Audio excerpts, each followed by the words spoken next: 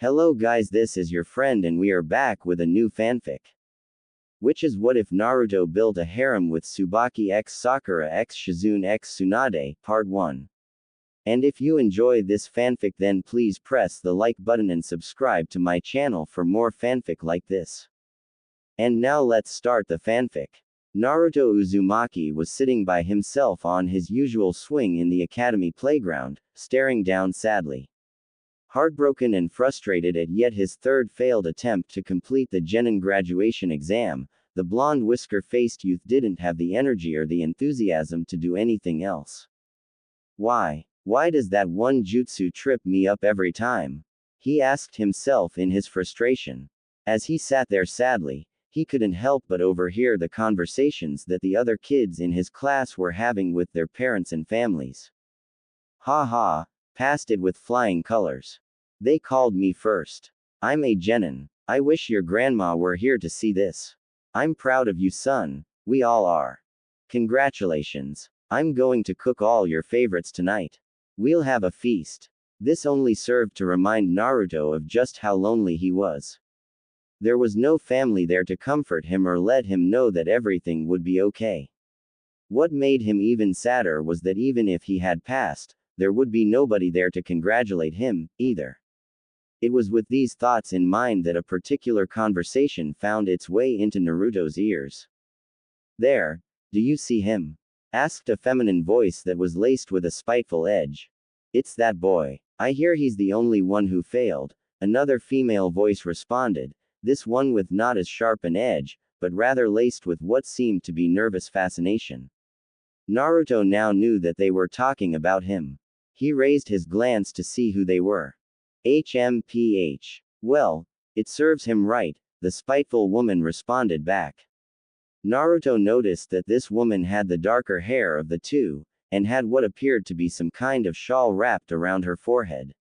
She, like her companion, was dressed in the garb of a typical housewife, simple utilitarian dress with a shirt on underneath it. The scowl on her face gave one the impression that it was the usual expression she wore. The other woman responded, just imagine if he became a ninja, I mean, he's the boy who. Shish. The spiteful woman interrupted quickly, we're not allowed to talk about that. What are they talking about? What did I do? Why do people keep staring and glaring at me like that? He thought to himself at what he overheard, his frustration now giving way to hurt and anger at the unfairness of it all. He picked his gaze up and looked directly at the two women who were quietly deriding him, making direct eye contact with one of them. He noticed that this woman was the prettier of the two. It was clear that she was a civilian, but given her slender build, one couldn't help but wonder if she might have at one time been a kunoichi. Her hair was brown also, but of a lighter shade than her companions, and her head was unadorned. She wore a scowl that was similar to the spiteful woman's scowl, but wasn't quite so pronounced. Unlike the other woman, the nervous woman's scowl looked like it didn't belong there. As he continued looking right at her, he noticed a change in her posture and expression when they made eye contact. Tsubaki Kenpi kept her peace at her friend Abara's sharp reminder about the law regarding that boy. She knew what he was. She knew what he carried inside him, and she, like so many others, was content to act as though he didn't exist. Every time she saw that boy in the village, she was reminded of that horrible night, the night that she, like so many others, had lost so many loved ones to the nine-tailed fox's horrific attack. She had married young, as many kunoichi were wont to do. At the tender age of 13, her husband, who had been 5 years older than her, was a newly promoted junin on the night the nine-tailed fox had attacked. The attack left her husband dead, and her alone to raise her 2-month-old daughter Kasumi by herself. She had just made chunin at that time after 4 years in the shinobi program. She had been a member of the last class to graduate early due to war. She'd had to retire so that she could raise her child, and her life had not been easy. Fortunately for her, when Sarutobi retook the mantle of Hokage, he had set up a fund for those who had been orphaned or widowed and made into single parents as a result of the catastrophe that struck the village. Tsubaki knew Abara had it just as bad, but Abara had become much more embittered about how her life had turned out since that night. Abara had never been particularly compassionate anyway, having been a bit of a bully during her academy years, a path that her daughter, Amy, seemed to follow her in. As much as it saddened Tsubaki, she knew that Abara would likely never change, and probably didn't want to. She, on the other hand, had always wanted to be a medical field ninja, as she preferred helping people to hurting them. She remembered reading about the legendary Lady Tsunade's illustrious career as a genius medic and ninja during her time in the academy, but what had intrigued her the most was Tsunade's proposal during the Second Great Shinobi War to institute a medical ninja in every squad. Tsubaki, herself, thought that this was an ingenious idea, and she never really understood why the idea was never adopted. If it had been, who knows how many lives could have been saved on the night of the Nine Tails attack. It was shortly after this last thought that she noticed Naruto looking right at her. Her first impulse was to glare at him, but after a moment of looking directly into his eyes, she saw something she'd never seen before. Those blue eyes were so full of sadness, pain, loneliness, to the point of almost complete isolation. Then she saw even more frustration and anger that stemmed from the sadness, pain, and loneliness that he felt. She'd seen those things in her own eyes so many times when she looked into a mirror. It was terrible to feel those things. It was even worse to recognize them when you looked into your own eyes. It made you wonder what others saw when they really looked at you. She always felt exposed when she saw those things in herself, but this was different. She never saw those feelings to such an immense degree in her own eyes. Her face morphed into a confused, saddened frown, before settling into an ashamed one. She averted her eyes from the boy, unable to continue meeting his gaze anymore before she decided to look around for her own daughter. When Kasumi had come up to her, she gave her a phony smile and congratulated her, Kasumi being none the wiser as to what was really going on in her mother's heart and mind. Abara had done the same with Amy when she had approached, although her smile and praise seemed more genuine than Tsubaki's had been. They all walked away to celebrate their daughter's accomplishment, but Tsubaki sent one last look Naruto's way, making eye contact briefly once more, seeing something different this time, confusion and recognition. She quickly put it aside as she saw Mizuki-sensei making his way to Naruto, intent on talking to him about something. Naruto became confused as the woman's face seemed to change. It started with a glare, but then turned into a frown. She became confused, then sad, then she seemed to avert her gaze. Is she ashamed? And of what? She can't be ashamed of what she just said about me, can she? Nobody's ever been ashamed of that, he thought to himself in genuine confusion, trying to solve the puzzle just presented before him. She's probably just ashamed of acknowledging my existence. The rest of the village would rather I wasn't around, so that's got to be it, he thought bitterly, believing he had solved his mystery. Some prompting within him, however, told him to continue watching this woman. He didn't know what it was, and looking back, he could only chalk it up to her abnormal reaction to making eye contact with him. When most made eye contact with him, they usually glared icily, or angrily, but never guiltily.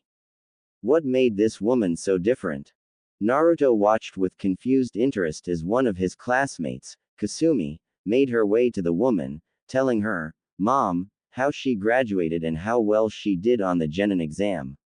She was with her friend Amy, who made her way to the spiteful woman and had the same conversation with her. So that's where Amy gets it, huh? Naruto thought rhetorically. Returning his attention to Kasumi and her mother, Naruto just continued watching. Mom's smile and praise of her daughter seemed forced, as though her guilt was really bothering her. Naruto couldn't wrap his head around it. Why would that be? As they left the grounds, Mom glanced back Naruto's way once more. Naruto's interest gave way to recognition. He could see it in her eyes. She knew how he felt, and it was that realization that made her feel ashamed. He was still a bit confused. After all, how many others looked him in the eye and didn't care? How many others reacted the same way Ami's mother did, believing that it served him right to fail and be alone? His attention was diverted by his silver-haired Chunin instructor's voice calling his name. It was a fact that word spread quickly throughout the Hidden Leaf village about, well, anything of interest to anybody. It became widely known throughout adult circles that Naruto had been tricked by Mizuki that night into stealing the forbidden scroll of sealing.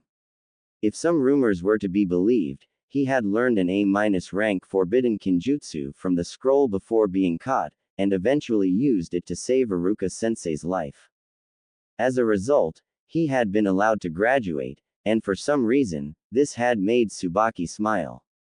It made her smile even further when she heard that he was on the first genin squad that Kakashi Hatake, of all people, had passed and taken on. It was as though Kami herself was giving the boy a break, as well as some vindication, from the labels and the treatment that people had given him, people like herself. Shame and guilt would come anew when she remembered how she used to treat him. She just couldn't get those haunted, lonely eyes out her mind. As it was right now, she was going to and fro within the village, running errands here and there. Kasumi hadn't passed her Junin sensei's test, and was now currently repeating her final year at the academy with her best friend Amy. Since Sasuke Uchiha had graduated, Kasumi no longer seemed as focused as she was before, as though her reason for being there was now gone. Tsubaki feared for her daughter, and for Amy. She knew all too well that fangirls usually didn't last long as kunoichi.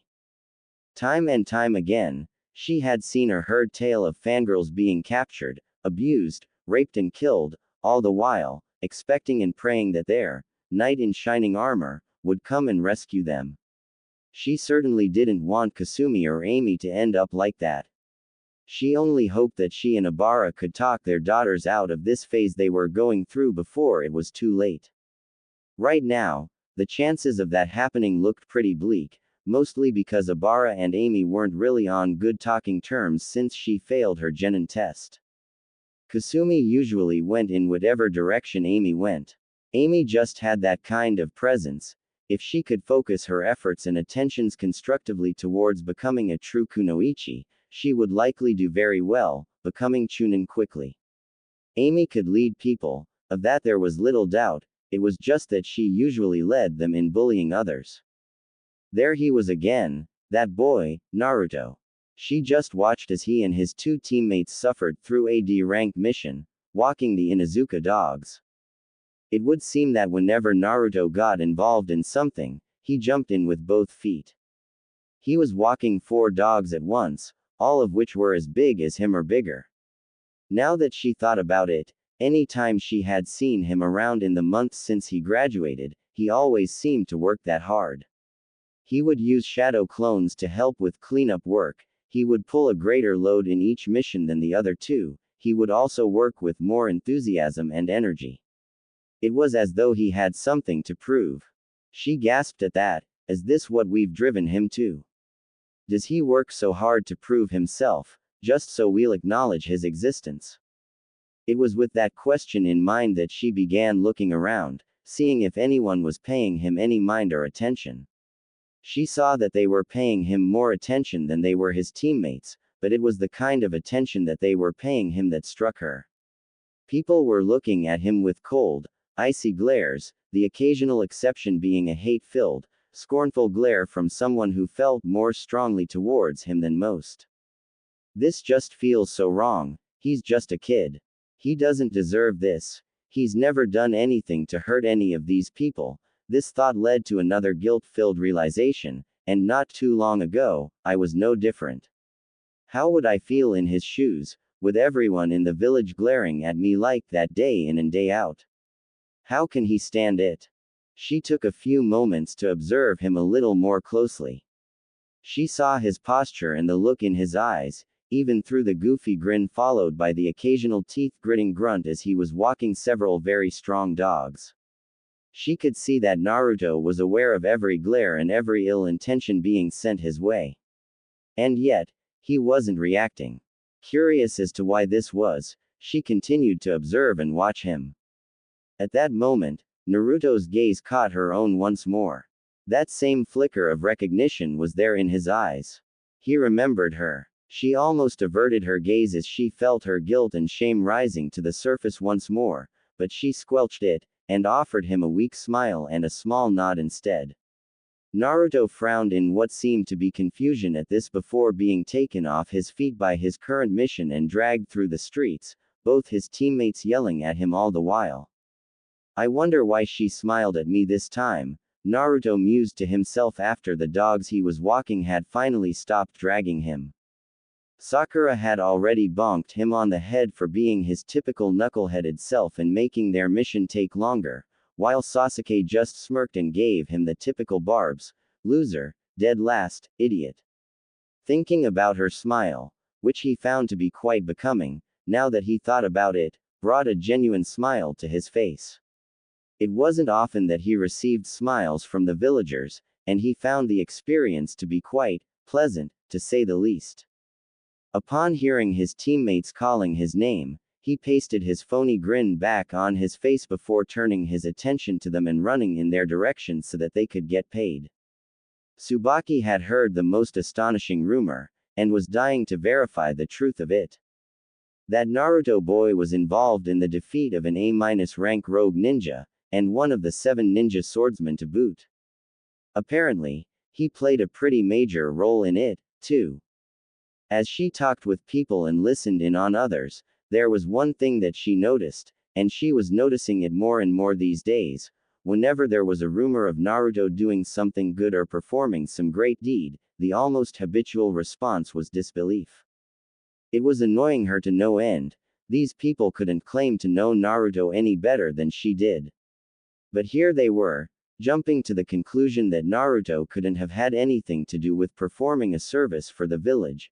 It was always about how he was a loser, or no good, or whatever the current nonsense happened to be. When Tsubaki had gotten home from running her day-to-day errands, she sat down in her living room and thought to herself, is that how I used to be? Was I that bad? Did I talk about him the same way? I don't remember saying too much about him, and I used to avoid talking about him or thinking about him, but, when I did, was I saying the kinds of things that these people are saying, now? As she pondered this, she found she didn't like the idea of having been that judgmental. Any time she saw him out and about now, she would offer a smile to him, and that simple gesture seemed to make his day. While grateful that she could be of such help to him, the wrongness of the whole situation bothered her. If a warm, friendly smile did that much for him, she was reminded of the hard truth that he didn't get that many friendly smiles, and from what she could see, he was a very friendly young man. She would see him spending time with the honorable grandson and his 2 friends, and even giving them some training in the form of playing ninja. She had a few chances to listen to some of the advice that Naruto offered them from time to time, and was rather astounded at how wise his advice was. The villagers were wrong about him. She had been wrong about him, and it was time that she did her part to try to put things right, or to at least clear up the labels and misconceptions that he had been unfairly given. She would make it a point from here on to either avoid such conversation, or in situations where it was unavoidable, to attempt to correct such errant viewpoints where she could. This kid's amazing. Time and time again, he seems to pull major upsets and accomplish the impossible. Tsubaki thought to herself as she just heard the latest. Naruto, the major underdog in the Chunin exam preliminaries, had defeated his opponent Kiba Inuzuka. It would seem that Naruto always would be the #1 unpredictable ninja in the Hidden Leaf Village, whether for good or ill, whether because of his ability to pull off the most insane pranks imaginable or to make seemingly impossible situations reality. It was with this in mind that her eye caught the boy once more, eating lunch at Ichiraku's ramen stand, and he was with someone. Wait a minute, isn't that Master Jiraiya, the Toad Sage? I wonder what Naruto's doing with him, she mused, intrigued by what she saw.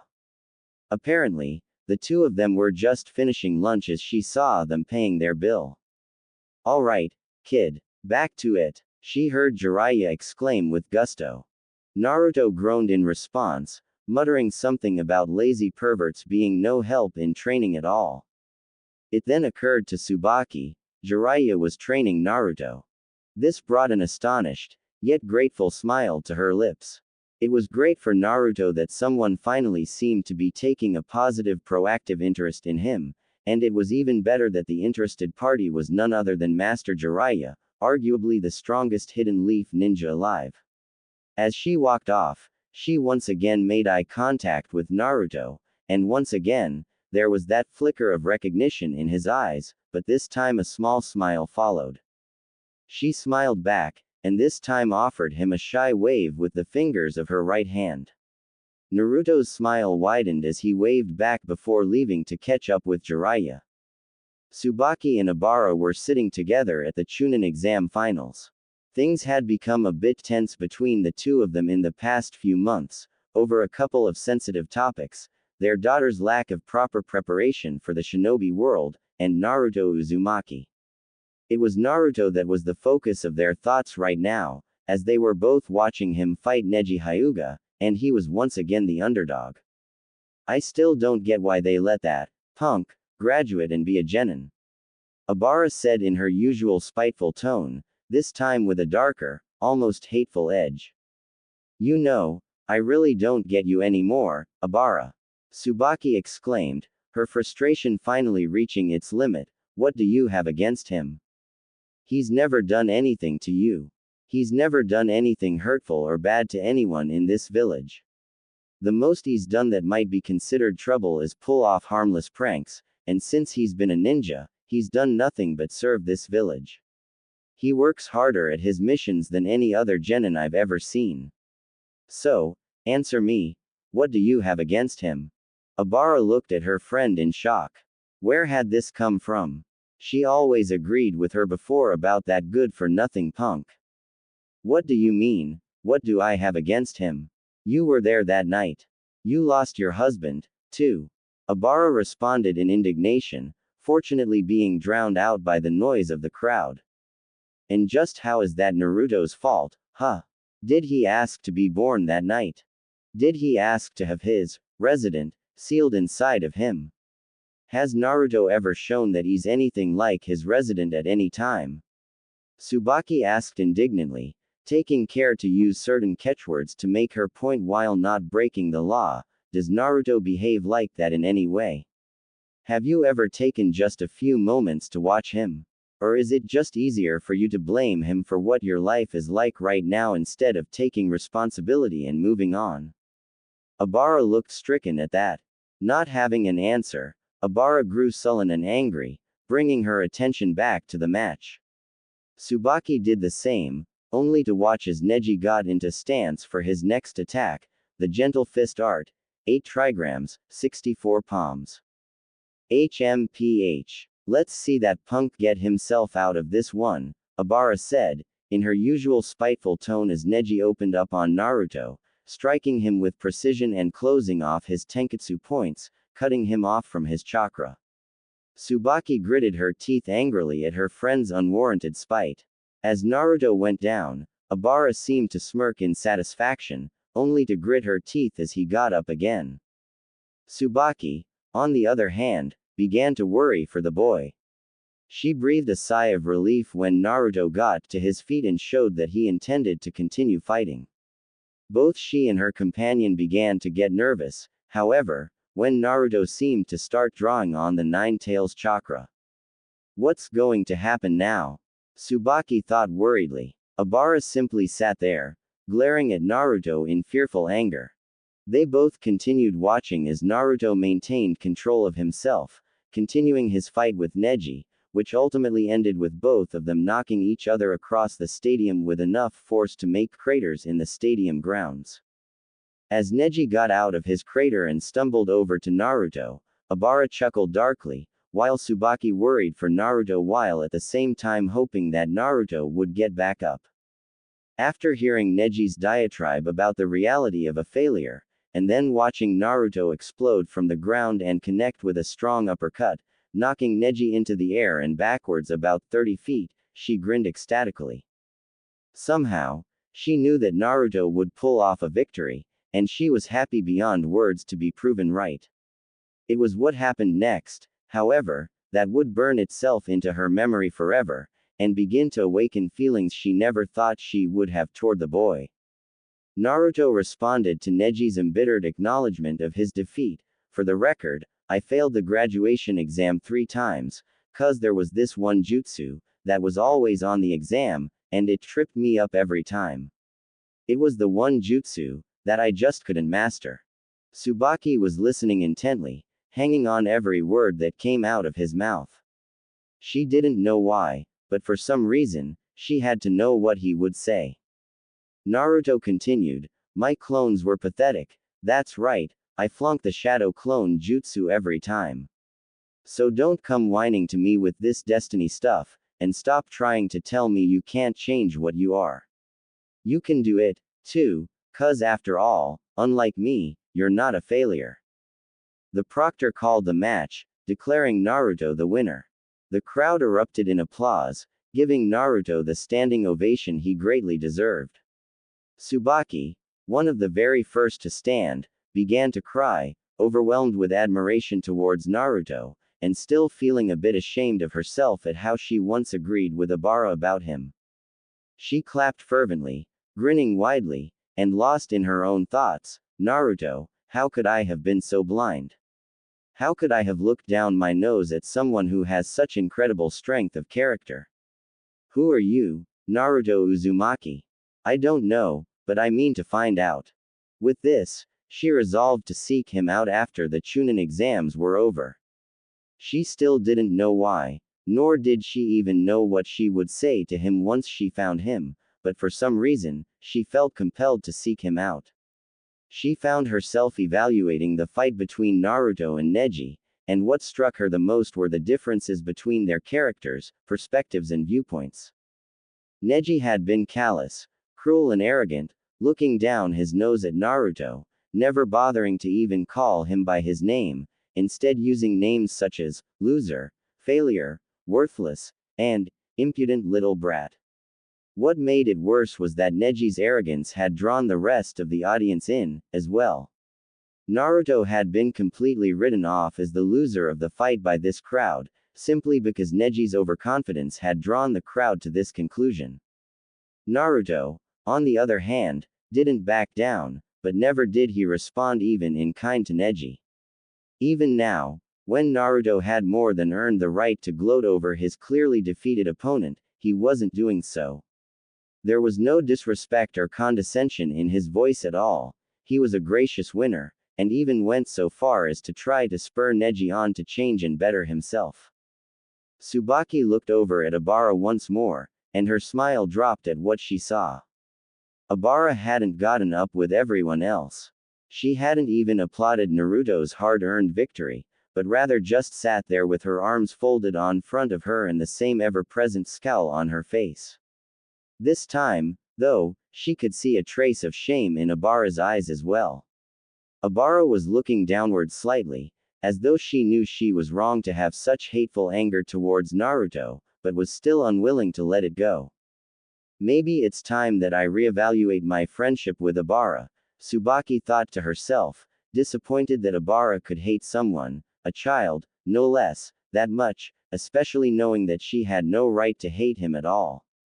Again, this was accompanied by her own feelings of guilt, not having realized it sooner, or even paying attention to this aspect of her friend's nature that she now found quite unsettling.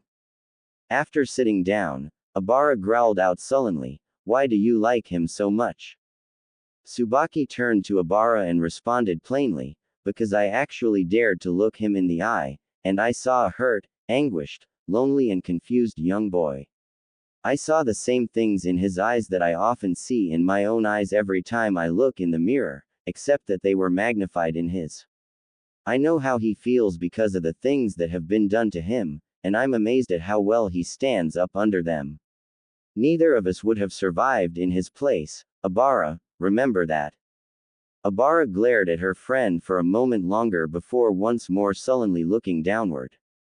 Both of them sat there in silence throughout the rest of the matches until Sasuke Uchiha's Chidori struck Gaara of the desert through his sand shield, and a genjutsu was cast upon the stadium, causing both of them to fall asleep.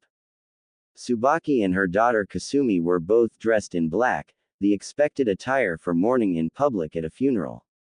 Both of them were shedding silent tears, so much damage, so many losses.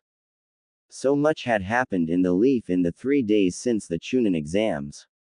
The village had been invaded by both the Hidden Sand and the Hidden Sound.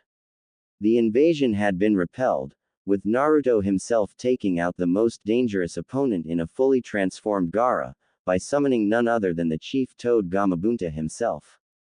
The cost, however, was high, so many Leaf shinobi were killed in the battle, foremost among the casualties being 3rd Hokage Hiruzen Sarutobi.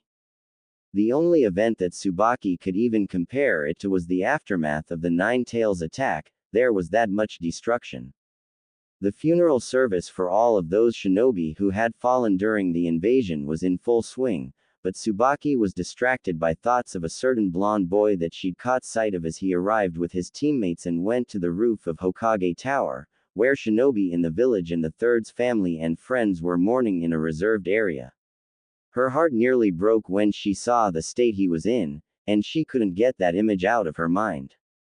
This was the first time she'd ever seen him injured, as he had gauze taped to his forehead and both of his cheeks, as well as a few other bandages on his body, but it was his expression that struck her more than anything else.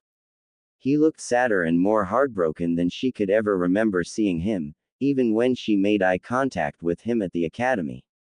It was a look that she just wanted to take away from him. It was with these thoughts preoccupying her that she suddenly noticed that the service was over. She saw Naruto with his teammates and Sensei leaving the tower together. Tsubaki thought for a moment to approach Naruto as she had resolved to do during the Chunin exam finals, but decided not to as she saw him comforting and being comforted by some friends and comrades. It wouldn't be appropriate right now. Kasumi needs me more, and his friends need him more as well. I can approach him later, she thought as she attended to her and her daughter's grief. After the ceremony had ended, Kasumi had returned home on her own, while Naruto and his team had already left in order to get back to duty. As Team 7 walked away, she saw that Iruka hadn't yet left. I have seen Naruto and Iruka together a lot. They're pretty close from what I can gather. Maybe Iruka can tell me a little bit about him, she mused before walking up to Iruka to indulge her curiosity about Naruto. Excuse me, Iruka, she asked in order to garner the Chunin instructor's attention. He turned his head in her direction. Tsubaki. Tsubaki Kenpi, he asked before smiling. Wow, it's certainly been a while. How are you, all things considered? Tsubaki smiled in response. I'm doing okay. How are you? I'm all right, all in all. Tsubaki nodded. That's good to hear. Listen, I was wondering, how well do you know Naruto Uzumaki? Iruka frowned curiously. That's pretty random. Well, maybe, but I was just hoping I could learn a little more about him beyond what most people here in the village have to say.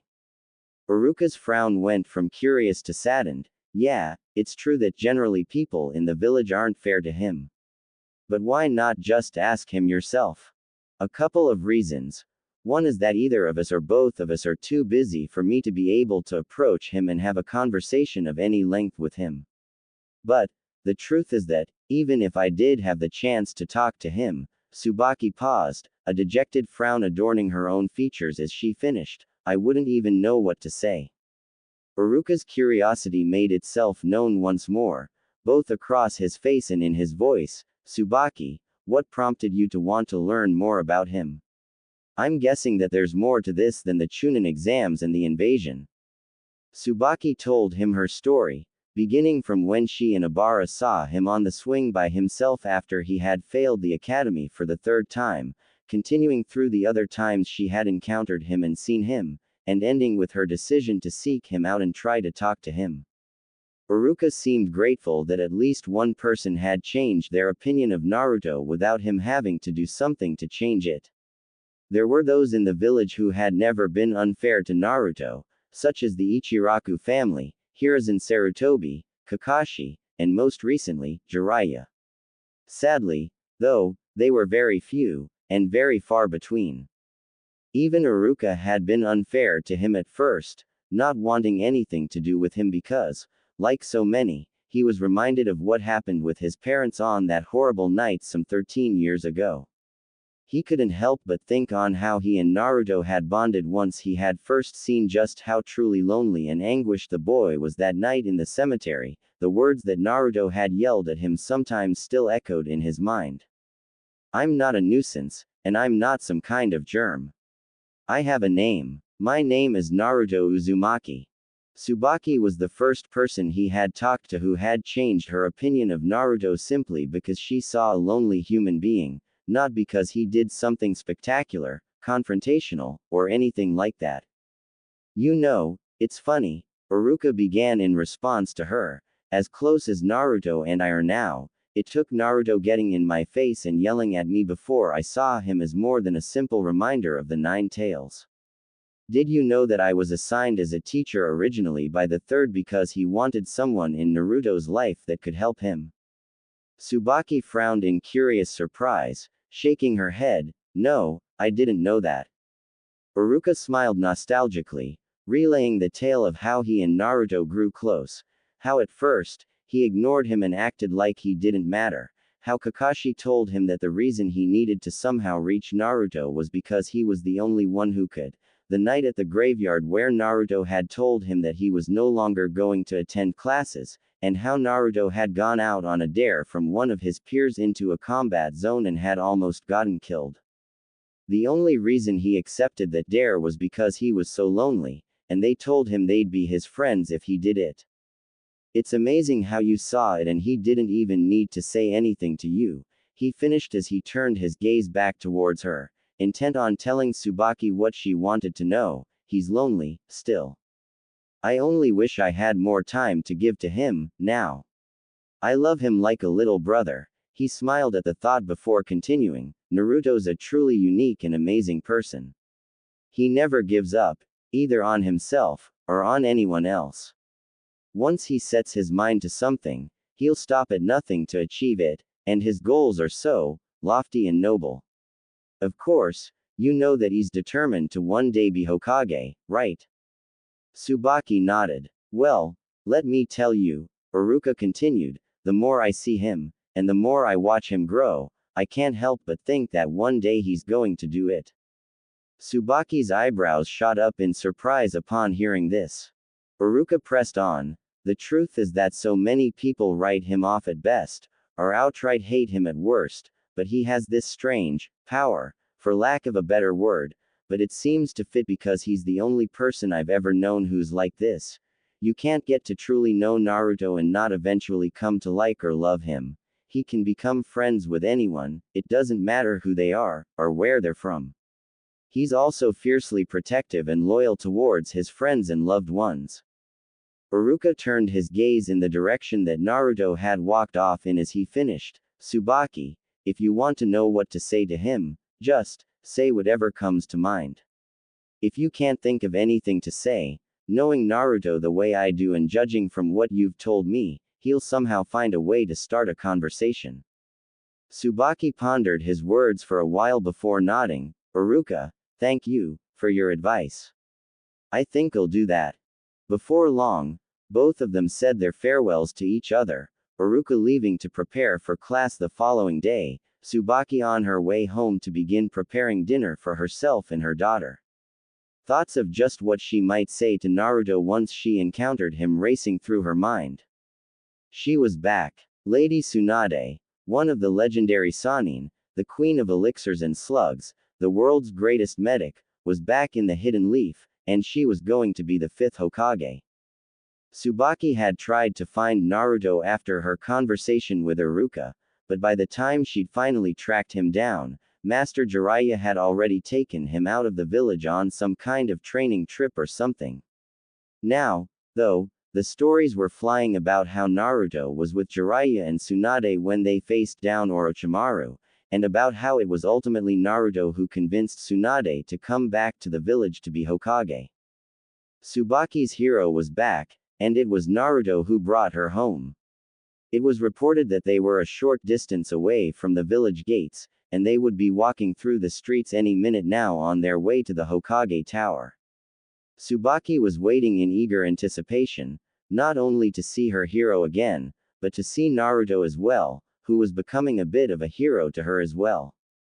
Shortly afterwards, the sounds of cheering could be heard from the direction of the village gates. They had arrived. The cheering grew louder as those closer to Tsubaki caught sight of Tsunade and party.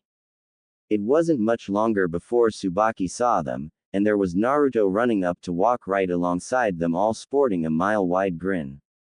Tsubaki noticed that this grin wasn't like the phony, goofy grin she'd see on his face when she usually watched him. He was genuinely happy at that moment. She smiled at this, as from what she could tell from her observations of the boy, as well as what she learned about him from her conversation with Iruka, genuine happiness was something Naruto rarely experienced. Tsubaki began to cheer with everyone around her as the party drew near. She made her way to the front of the crowd so that she could get a better look at Naruto. She saw that the young blonde must have noticed her movement out of the corner of his eye, as he turned towards her the moment she emerged toward the front. Smiling even wider, and nodding and waving at him again, he closed his eyes and waved back once more before turning his attention back towards the trio that he was following. Tsubaki noticed that a few of those around her started looking her way, mostly in confusion, probably wondering how she and Naruto seemed to know each other. She just shrugged it off and continued cheering with everyone else. Tsubaki was frantic with worry. Naruto had just been brought back to the village by Kakashi, and from what people knew, he was very badly injured. Apparently, Sasuke Uchiha had either defected from the village to join Orochimaru, or he'd been kidnapped and forcibly taken to him, and Naruto was one of those who were sent to bring him back home. When she had heard tale of his injuries, and that he had just been brought in and admitted to the ICU of Hidden Leaf Hospital, she started running all over town, talking to anyone she knew and trying to find out as much as she could. What happened? How did he get hurt so badly? Just how badly is he hurt? She kept asking herself over and over again. Even her daughter had taken notice of how out of character she seemed to be acting, and as Kasumi wasn't the most perceptive girl on the planet, this spoke volumes concerning Tsubaki's current state, more to herself than to anyone else. She didn't care. The only thing she cared about was finding out about how Naruto was doing, and seeing if she could help him in any way. After finding out very little on the streets, she decided to go to the hospital to see what she could learn. When she spoke to the reception desk in the main lobby, the attendant seemed quite saddened and worried herself. She informed Tsubaki that more information could be gleaned from the reception area in the intensive care ward before telling her how to get there. Thanking the woman for her information and directions, she immediately proceeded to the ICU to gather what other information she could. When she arrived, she found the ward to be a whirlwind of activity. With how quickly all of the staff and orderlies were running to and fro, she could only draw one conclusion: Naruto apparently wasn't the only new arrival. Tsubaki sat in the lobby and waited for things to settle down. 2 hours of waiting later, several exhausted orderlies and one exhausted nurse who was acting as the ward's receptionist returned to the main waiting station. Tsubaki went to the front desk to inquire about Naruto's condition. The receptionist, a lime green-haired woman around Tsubaki's age whose name tag read, Isako, seemed surprised. "You're the first one to ask about him. Do you have any kind of relationship to him?" "Well, no," Tsubaki responded in a subdued manner. "I'm just a concerned party is all. My daughter and him were in the same class at the academy." "Can you tell me how he is?" The newly identified Isako broke down his injuries for the woman: 2 separate piercings through his right lung by either a large, wide weapon or a jutsu of some sort, chakra depletion, a fractured skull, several broken and displaced ribs, 6 fractured cervical vertebrae, severe blood loss and a cleanly fractured left tibia. Tsubaki gasped at the severity of his injuries and began to cry, but Isako reassured her. Don't worry, Isako said calmly to show her reassurance, his tenant apparently heals his body at an accelerated rate. Most of his injuries are already healing. From what we hear from Lady Tsunade, he'll be out for a few days, but he should be up and around after about a week or so. Tsubaki nodded gratefully, sniffling in an effort to slow her tears. Thank you. When are visiting hours? Well, people won't be able to enter his room for at least 2 days, but after that, normal visiting hours apply. 6 a.m. to 10 p.m., Isako smiled. Anything else I can do for you? No, thank you so much. You've put me at ease. I'm just glad to hear that he'll be okay. I'll be by in a couple of days to bring him some flowers. Isako smiled once more. You're welcome. And don't you worry. If there's one thing we all know in this ward, it's that Naruto Uzumaki's a fighter. He'll pull through this, and he'll walk out of here right as rain. Tsubaki smiled in response, finally reassured that he would be okay. Thanks, again, that's good to know, and it's good to know that he's well cared for, here. With that, they parted company, with Tsubaki on her way out to take care of her usual day-to-day business. 3 days later, a cool, partly cloudy morning found Tsubaki leaving a clothing store, having just bought a tracksuit similar to the one that Naruto enjoyed wearing. When she saw it, she thought that it would be something that Naruto would like, especially with how what he'd been wearing when he was brought back in was probably in tatters and ribbons. The pants were the same orange color as what he normally wore, but the jacket was slightly different. Instead of being mostly orange with dark blue across his shoulders, this jacket was orange on most of the torso, but black up top. The black in the new jacket didn't just cross his shoulders and upper chest, though, the sleeves were also black, and the zipper line of the jacket was also solid black, about 2 inches out from each side of the zipper. It was also a bit big for him, but she figured he would grow into it once he hit his growth spurt. The tracksuit was in a clothing box and wrapped as a present. A few moments later found her at her next destination, the Yamanaka flower shop. Entering the store, she heard the bell chime as the door moved, alerting the attendant on duty that a customer was entering. A moment later, one Ino Yamanaka came jogging into the sales floor. Hello, welcome to the Yamanaka flow. Oh hey, you're Kasumi's mother, aren't you? She piped out inquisitively with a smile. Yes, Ino, that's right, Tsubaki responded, returning the girl's smile. I'm here to get a small bouquet for a hospital patient. Okay, well, give me a minute to put something together for you, Ino responded cheerfully. Tsubaki waited patiently, watching Ino work.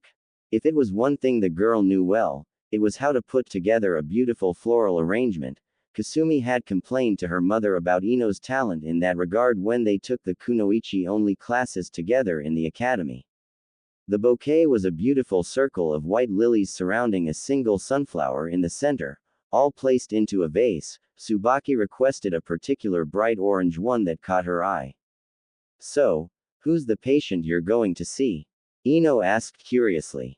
Oh, no one you need worry over, Tsubaki responded tactfully, and thanks for preparing this for me.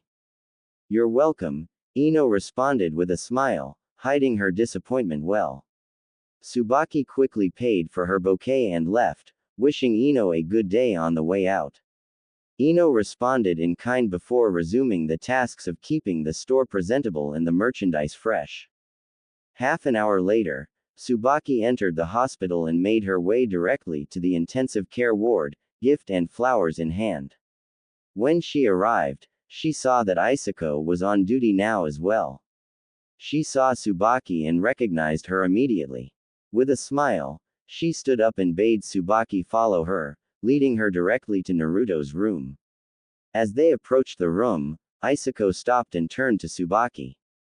Brace yourself, she warned, Naruto's pretty banged up right now.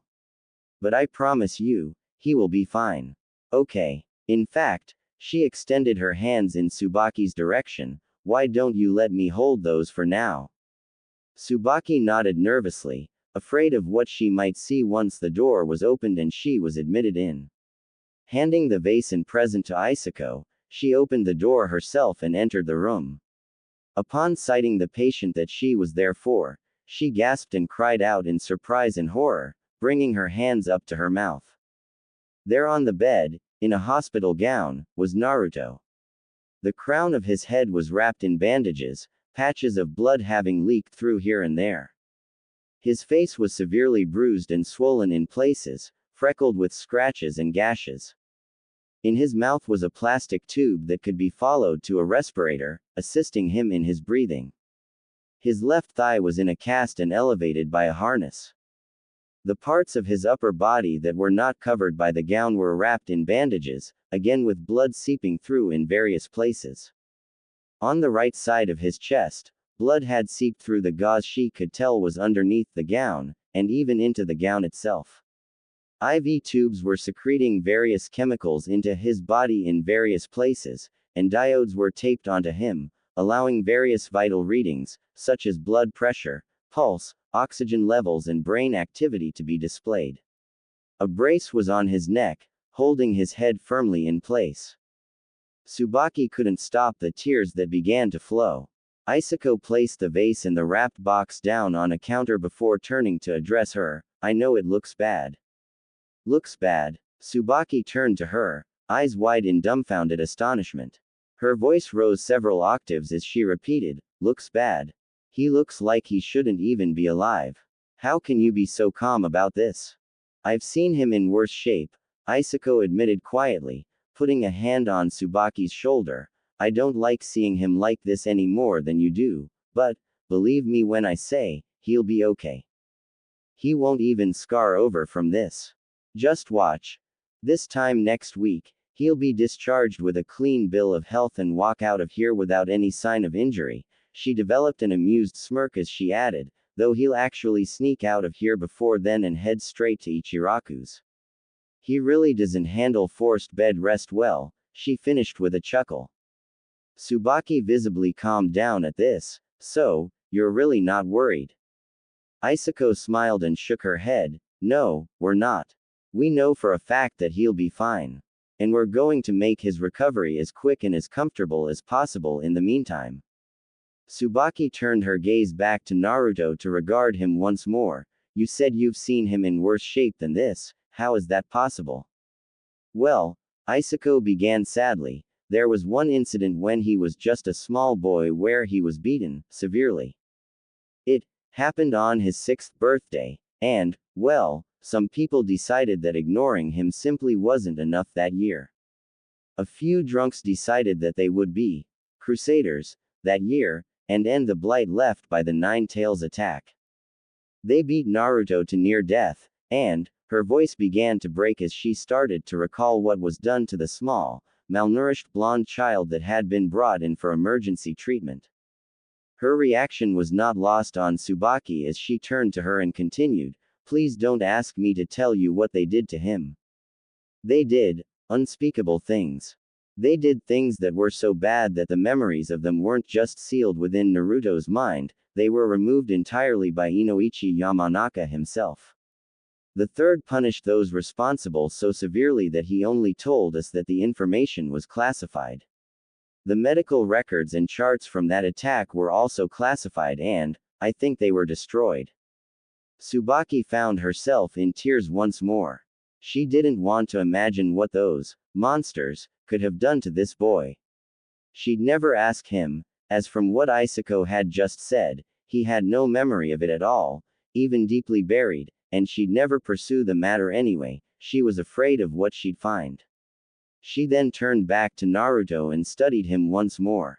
Don't worry, Isako spoke up once again, he'll never remember that incident, and there are no visible scars anywhere on him from it. Like I said, though, we've seen him in worse shape, and he's pulled through before. He'll pull through good as new.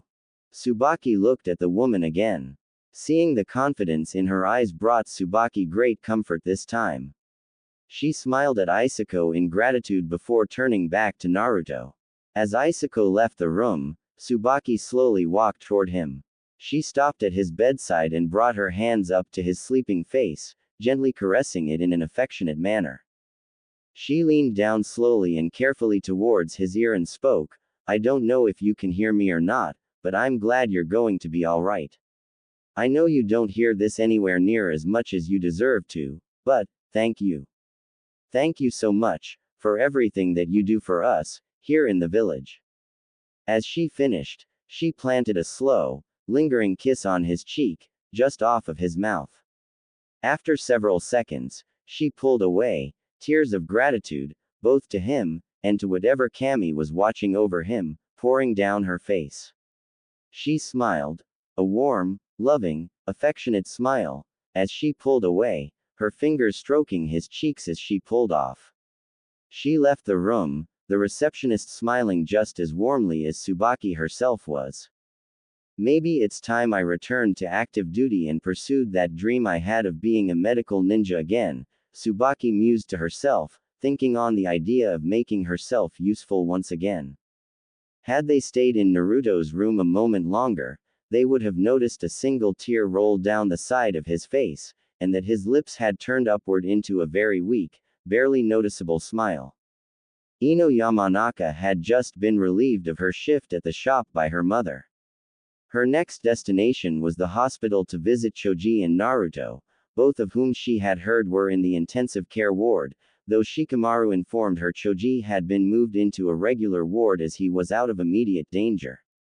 Naruto, 5 days after being admitted into ICU, had not regained consciousness yet. On her way out, she picked up a flower for each of them. When she arrived at the hospital, she decided to go to Naruto's room first, as she knew it wouldn't be a long visit. Receiving directions from the front desk, and later from Isako in ICU, she made her way to Naruto's room. As she entered and laid eyes on Naruto, she gasped. Even though she had steeled herself in anticipation of serious injury, she simply couldn't believe what was done to him. She didn't know the details of his mission or of the opponent he fought that gave him these injuries. As a genin, she wasn't privy to such information, but she couldn't imagine how, or even why, a person would beat an opponent so badly instead of just killing them quickly. Shaking off her shock, she placed her flower in the empty white standard vase that was a hidden leaf hospital room mainstay. She placed her hand on Naruto's near shoulder and said quietly, "Get better soon, okay? This village isn't as happy a place without you running around." As she turned to leave, she caught sight of the same orange vase and flower bouquet that she had sold to Kasumi's mother a couple of days earlier, as well as the gift-wrapped box that she had seen the woman carrying. Frowning in thought, she asked herself, how does Kasumi's mom know Naruto? I didn't know she cared this much about him. After thinking about it for a few moments, she decided to let it go. She had seen the way that a lot of people in the village had looked at Naruto, and she'd also heard the whispers. She decided that it wasn't important why someone like Kasumi's mother, who she thought had disliked the blonde, now cared about him. What was important was that she cared now. Nodding to herself, and satisfied with her conclusion, she left Naruto's room to go visit Choji and keep him company for a while. Naruto finally woke up. He had no idea how long he'd been out for. The only thing he knew was that he hurt, a lot.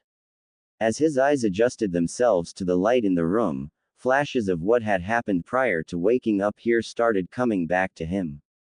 Sasuke, his curse seal, horrid, monstrous hand-like wings on his back, his skin having that sickly gray pallor, a Chidori being shoved through his chest, being pile-drived from several hundred feet up. From there, it got a little hazy, as he could only remember seeing red. Not wanting to dwell on these images any longer, he tried to look around and get his bearings, only to discover that he couldn't turn his head. After a while, he figured out that he could at least roll his body just a little, allowing him to use his eyes to cover the remaining angles so that he could see the room he was in. He took in the various trappings and fixtures of the room, and it dawned on him that he was in the hospital. At that moment, the smells of sterilization and medicine seemed to make themselves known, as did the blips and bleeps of various medical monitors and devices. He could hear the bleeps beginning to vary in rhythm and tone, indicating changes in readings and activity. Before long, the door opened, and Isako entered the room with a smile. "Hi, Naruto. It's good to see that you're back with us." "Yeah, hi Isako," he responded, depressed. "Oh, come on, why the long face?" she asked cheerfully. "You're okay, all of your friends made it back safely, some a little worse for wear than others, but alive and safe now, doesn't that make you happy?" "But we failed our mission," he answered in the same numb tone, "and now Sasuke's gone to Orochimaru." Isako walked up to him and laid a hand on his shoulder. "I'm sorry about that, Naruto. But at least you have a chance now to go back out after him. I'm just glad you're alright, because you were really banged up when Kakashi brought you in. And you've never been out this long, either." Naruto frowned at this. "How long was I out for? You were brought here 6 days ago. The combination of both your injuries and chakra exhaustion is why you've been out for so long." "And I've been out the whole time." Isako nodded. "Naruto, you had several injuries that would have been fatal for anyone that isn't you." Naruto closed his eyes and sighed. "Well, I guess this fox in my gut's good for something, huh?" Isako responded. "Yeah, I guess it is. So out of curiosity, when did you find out about that?" "Mizuki-sensei told me the night Iruka-sensei made me a genin." Isako nodded with a smile. "Well, we're just glad you're alright, sweetie. Let me run a few quick scans." Here, she began to trail off while performing the mystical palm jutsu, her hands glowing green after performing the hand signs, as she continued, "So that we can maybe get you out of some of these bandages and restraints and clean you up a little, huh?" Naruto didn't say anything. He simply closed his eyes sadly while Isako worked. When she was done, she informed him of her findings. "Well, the neck brace can come off, and so can the cast on your leg and some of these bandages. The rest of the bandages need to be changed out for clean ones, so I'll take care of that, too." Isako took her time removing what was no longer necessary so as not to aggravate any of his still healing injuries. After removing the brace, cast and the unnecessary bandaging, she took the time to change out the rest of his bandaging and gauze. Once she was done, Isako spoke up once more. "Lady Tsunade will be around shortly to check on you, herself. She's been worried about you." Naruto couldn't help but smile at this, even if his smile was small. It was nice to know that people worried about him. "You've also had a few visitors." "Really? Who?" "Well, there was Ino Yamanaka, Shikamaru Nara, and Tsubaki Kenpi." "Tsubaki Kenpi?" Naruto asked, genuinely confused. "Yeah, does that surprise you?" "Well, it's just that I don't know a Tsubaki Kenpi." She hummed in thoughtful surprise at his response. "Well, she's the one who brought you the gift and the flowers in the orange vase that are on your nightstand, there." She did say that she was just a concerned party. Isako's eyes lit up in realization as she remembered one particular detail. She mentioned that you were in her daughter's graduating class. Naruto frowned in thought before picturing one honey brown-haired woman's face. Could it be Kasumi's mom? Isako brought him out of his musings as she offered, "Well, let's help you get to the bathroom, huh?" She assisted him out of his bed and supported him into the bathroom so he could empty himself. Once he was done, she helped him back into bed and updated the chart that was on the clipboard hanging at the foot of bed. "Well, I'll leave you be for now. The Hokage will be here shortly, okay?" Naruto nodded with a weak smile as Isako left the room. Left to himself, he looked at the vase and the gift-wrapped box on his nightstand. There was also a get well card sitting on them. Picking up the card, he opened it and read the hand-written message inside. "Naruto, I know you don't know me, but I'm glad to hear that you're going to be alright. I hope you like the gift I brought for you. It's a little big for you right now, but I know you'll grow into it in no time at all. I hope you get better quickly, and I also want to thank you for everything you do for this village, much of which we don't deserve from you. You're in my thoughts and prayers. Please, take care. Tsubaki Kenpi. Naruto was touched by the card's contents. His eyes welled up in joyful gratitude at the gesture. He put the card down and picked up the gift box. Tearing off the paper, he opened it to see a track suit similar to the one he normally wore, but with more black in the jacket. He thought it was the coolest thing ever, but boy, that Tsubaki lady wasn't kidding when she said it was a little big. Regardless, she got him a present, and grow into it, he would. He placed the track suit back into the box and closed it up. A smile adorned his face as he waited for Tsunade to show up. True to Isako's prediction, Naruto had sneaked out of the hospital for a trip to Ichiraku Ramen. 4 days after her visit to his room, Tsubaki saw Naruto, still in bandages all over his body, literally being dragged out of his culinary haven by those same bandages by none other than Lady Tsunade's apprentice Shizune. In addition to the bandages, however, he had also been wrapped in a straitjacket. Naruto was protesting loudly that he was fine, and that he felt fine, while Shizune was firmly telling him that he wasn't, regardless of what he said. Shizune also added, somewhat teasingly, that she would allow Naruto to get some ramen, once he was all healed, to which Naruto protested even more loudly, saying that he was fully healed already. Tsubaki couldn't help but laugh heartily at the comical scene being played out before her. At the same time, she was relieved that he was conscious, and he didn't seem to have any overt signs of the injuries he had suffered just 1 week ago. It made her happy to see that he was in good spirits, and that he wasn't letting the things that happened to him get him down.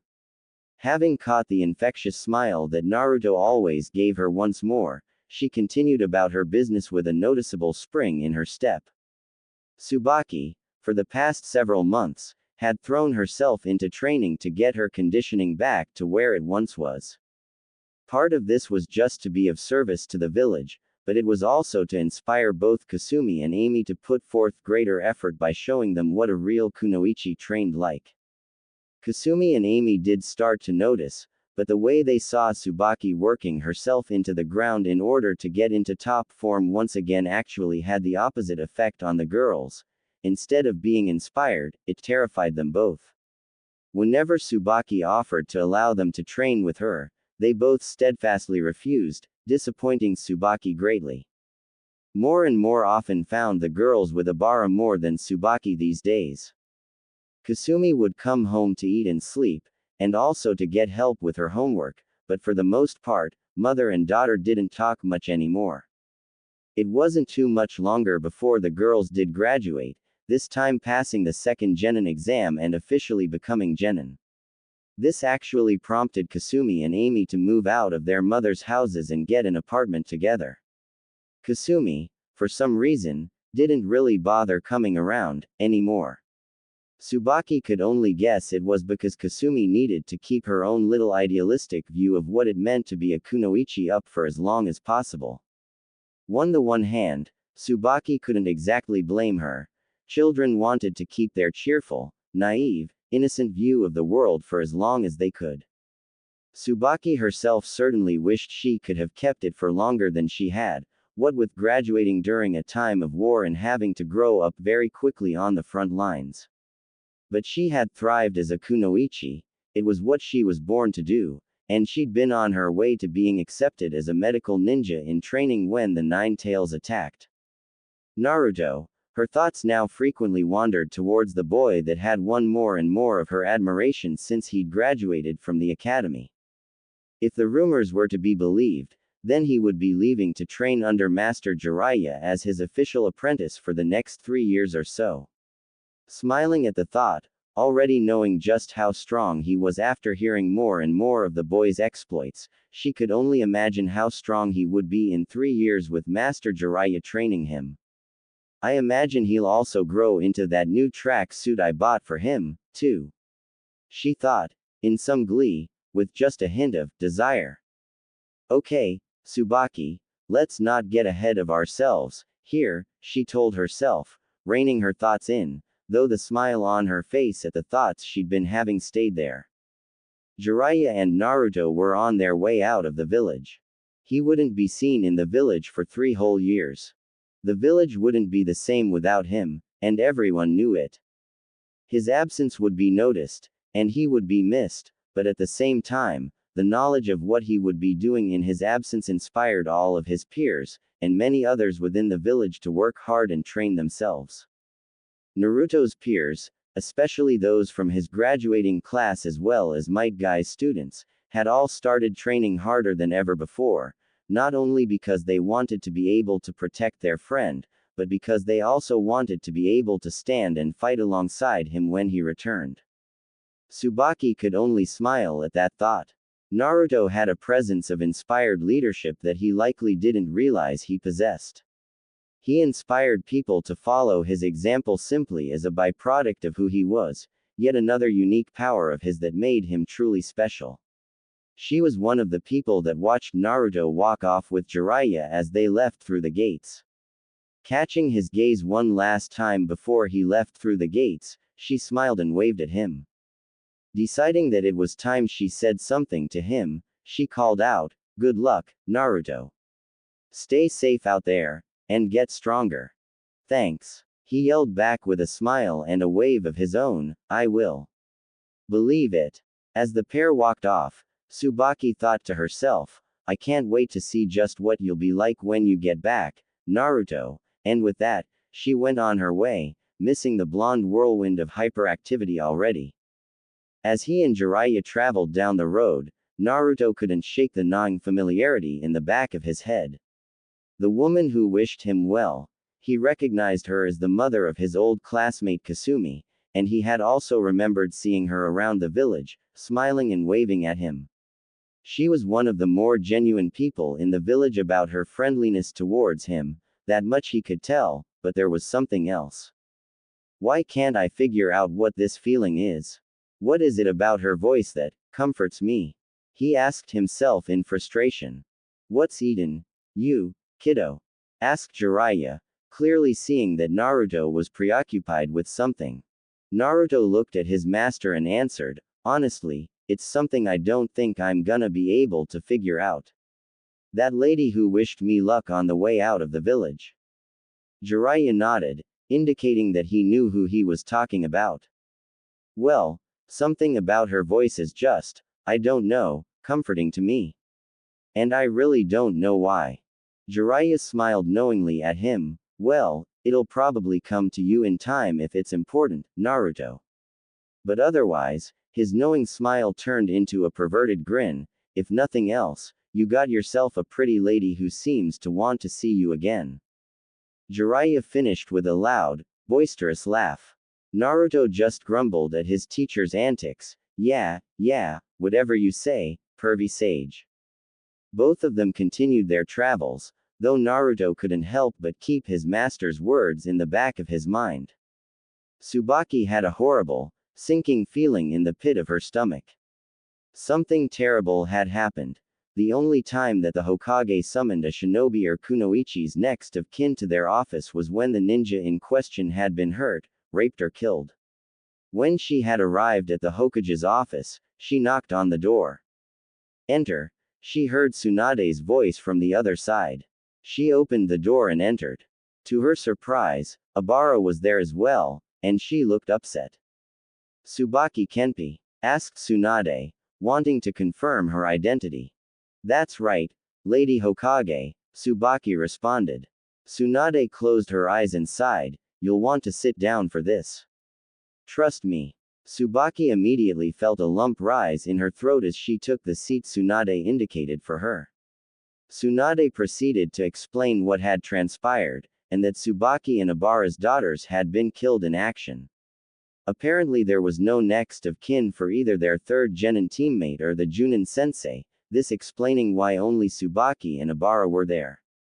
Tsubaki was in shock, with Abara doing little better. Kasumi and Ami's first C-ranked mission had been mislabeled. Kasumi and Ami's genin team had been commissioned to take down a simple group of bandits that had been terrorizing a town.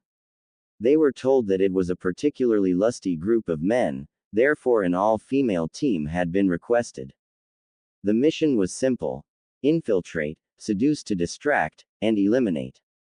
It seemed an easy enough task, except for the fact that the village hiring the team left out one important detail. A Junin rogue ninja from the Hidden Mist was leading the group. The Junin sensei of Kasumi's team was a rookie Junin, while the rogue ninja was a veteran Junin. The difference in their skills could not have been more pronounced. The bodies of all 4 kunoichi had been recovered after Tsunade sent Team Kurenai, with Kakashi Hatake as backup, out for search and retrieval. The rogue ninja even gave Kakashi a hard time, but was eventually dispatched. When the bodies were found, they had long since been killed, and defiled in numerous ways, except for the Junin, who'd been kept alive by the rogue ninja as a plaything, but not before having her legs amputated at the knee, and her arms amputated at the elbow. Once Kakashi and Team Kurenai arrived, the rogue Junin had gutted the Junin sensei, just so she could die slowly and give a report of what had been done to her and her team first in case he didn't make it out alive, himself. She told them every gruesome detail of what had happened, what the men had done to them, how they had used and abused them for their own wanton desires, how Natsuri, Kasumi and Ami's teammate, had been the only one of her students to put up any kind of struggle, and how only Natsuri had worked to find a way out of the situation they were in before she was done in by these ruthless men. She told them all of this before expiring slowly and painfully from blood loss.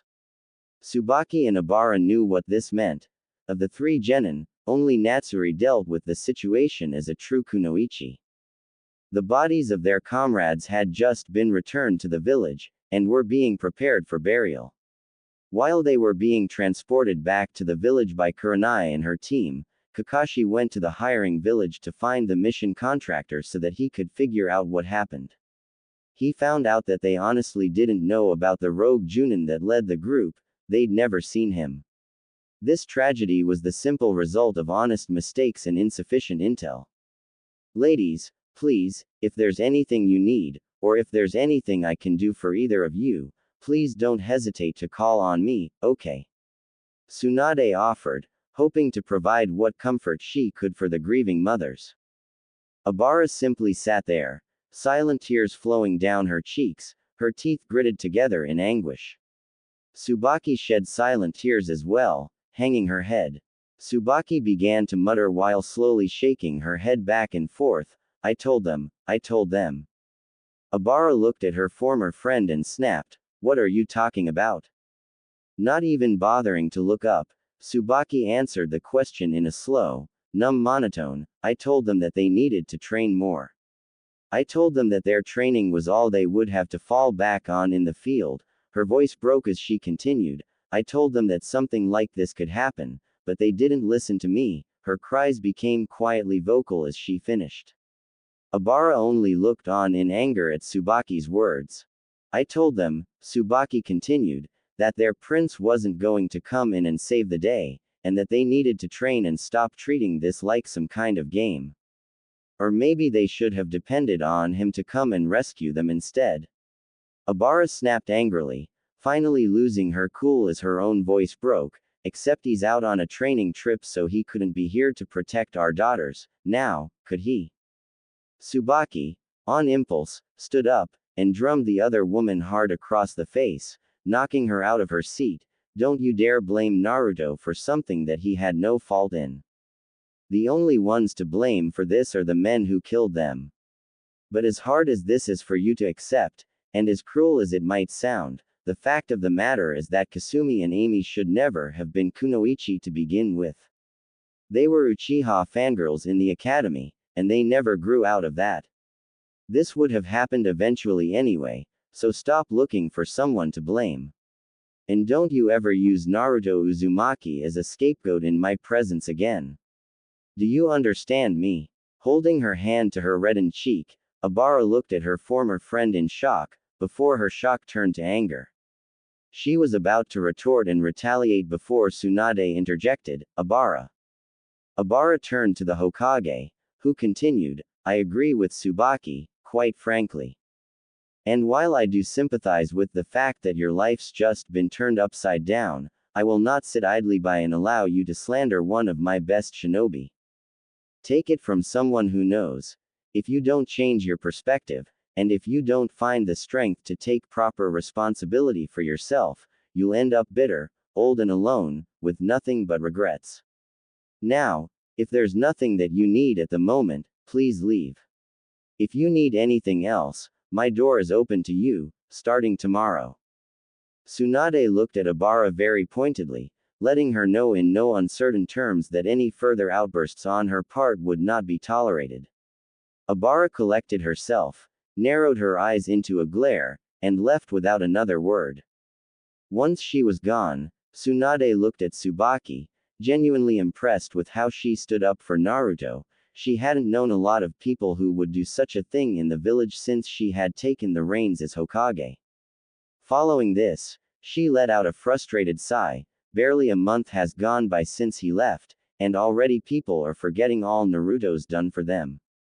Tsubaki simply turned her gaze back to Tsunade and explained, "That's not it, Lady Tsunade. Abara's always hated Naruto, just because seeing him reminds her of the fact that she lost her husband in the Nine Tails attack." "Well, that explains her animosity," Tsunade remarked. Tsubaki shook her head in disagreement. "No, it's just her excuse. The truth is that she's just not a kind or compassionate person. She never was. She's one of those people who need somebody to blame, and Naruto's burden gives her an easy target. I lost my husband that night just like she did. Both of us were left widowed with infant daughters at 13 years old. We were both chunin, and we had to resign from active duty so we could be home with our children, so in a sense, we lost our careers that night, too, but none of that is Naruto's fault. I'm ashamed to say that I once shared her point of view, until I actually saw who he was behind the goofy facade he puts up." Tsunade's eyes narrowed curiously. "Really? What did you see?" Tsubaki recollected the tale of how she saw Naruto on the tire swing as the only student in the academy who didn't graduate with his class, and how at first, she only saw him as the boy who had the fox in him. She shared about how she looked him in the eye, only to see feelings and emotions that she knew quite well. She then shared about how her view changed the more she saw him around and observed him. Tsunade smiled at Tsubaki's accounts of Naruto. Even Tsunade herself had to let Naruto grow on her, and it took Naruto standing up to protect her on both a broken leg and a torn quadricep. This woman simply saw something real in Naruto's eyes before she started changing her opinion of him for the better. "Lady Tsunade," Tsubaki asked suddenly, "I would like to request a skills evaluation so I can return to active duty." Tsunade frowned in surprise. "Tsubaki, are you sure that's such a good idea, right now? I mean, you're going to need some time to grieve. I believe it would be helpful to me, Lady Hokage. My only child is gone, and while I will take the time to grieve," Tsubaki's voice began to break as the tears started to flow, "I want to be of use. I need to keep going, and moving forward. I always wanted to be a medical ninja." "Really?" Tsunade asked as she leaned forward to listen closely, now quite interested in the woman's request. "Yes, ma'am," replied Tsubaki enthusiastically, "you were always my hero in the academy. I had to write a report about a great Konoha ninja as one of my assignments, and I chose you. I always thought that your proposal to put a medical ninja on every ninja squad was a brilliant idea, and I always wished that it would have been implemented." Tsunade, now even more impressed, responded, "Wow. It's not often I meet someone your age who actually knows of that proposal. Do you still wish to learn medical ninjutsu?" "Very much, milady," Tsubaki responded. "All right then," Tsunade said with a smile. "In exactly 2 weeks' time, I'll evaluate your skills myself and determine what rank you'll be given. You can report here at 8 a.m., and I'll take you to a training ground. I'll also make arrangements for you to begin training in medical ninjutsu. In the meantime, please, grieve for your lost child, and if you need anything, please feel free to come to me, even if it's just to go out and have a drink." Tsubaki smiled gratefully and bowed to the older blonde. "Thank you, Lady Tsunade. There's a good chance that I'll do just that." Tsunade smiled and nodded. Both of them said their goodbyes and Tsubaki left the office to go home and grieve the loss of Kasumi and Amy. Tsubaki and Tsunade had gone out for drinks together several times.